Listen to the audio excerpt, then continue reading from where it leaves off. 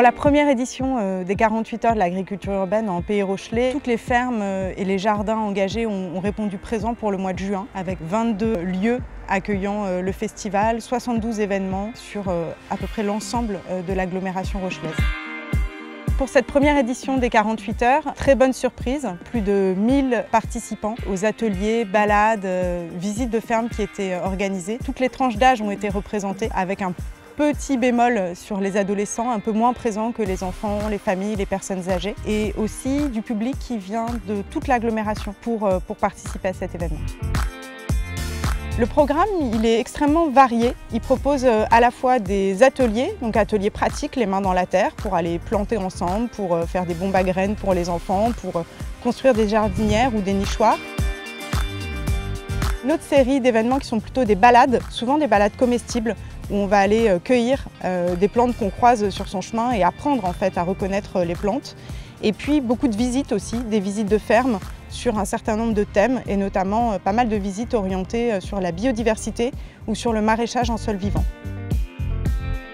Au sein de l'événement, il y a eu un café rencontre organisé en partenariat avec l'ADR, Poitou-Charentes, l'ADR Terre et Mer. C'est un moment où les porteurs de projets en agriculture urbaine, les élus du territoire et les propriétaires fonciers ont pu se parler, se projeter vers un avenir plus constructif et se projeter sur une agriculture plus relocalisée. Suite à ce café, on a quand même des connexions qui commencent à se faire entre des propriétaires fonciers qui veulent accélérer leur démarche et des porteurs de projets qui sont en attente d'installation. Donc c'est un des succès des 48 heures de l'agriculture urbaine. On a eu la chance d'avoir sur ce marché des associations qui portent vraiment ce message d'une transition agricole et alimentaire. Sur ce marché paysan, on a réussi à regrouper une dizaine de producteurs locaux. C'était une bonne manière de voir qu'il y a une production vraiment diversifiée autour de La Rochelle. Sur le marché, on a eu la chance d'avoir des food trucks, une alimentation variée, locale et bio. C'était aussi une démonstration qu'il est possible de faire avec ce qu'on a autour de nous.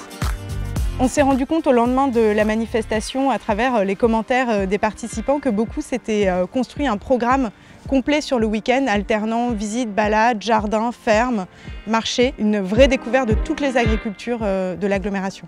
Toutes les fermes, les jardins, les lieux engagés nous ont déjà dit qu'ils voulaient reproduire avec nous ce festival l'année prochaine. On espère que la situation sanitaire nous permettra d'accueillir encore plus de personnes. Ce qui a peut-être manqué cette année, c'est justement de créer des parcours entre les lieux. C'est quelque chose auquel on va s'atteler et puis bien sûr essayer de toucher encore plus d'habitants de La Rochelle. Pour cette première édition des 48 heures, on a réussi à réunir 20 partenaires institutionnels, communes, associations, entreprises qui nous ont soutenus, qui ont donné de leur temps, de leur énergie pour nous aider dans l'organisation, la communication. Et on tient spécifiquement à remercier la ville de La Rochelle, la ville de Dompierre, l'agglomération de La Rochelle, Léa Nature et Sphère Communication qui ont vraiment été précieux pour l'organisation de ces 48 heures. Et puis on tient vraiment à remercier l'ensemble des associations, des jardins, des fermes et les bénévoles qui nous ont beaucoup aidés. Sans eux, on n'aurait pas pu semer la résilience alimentaire.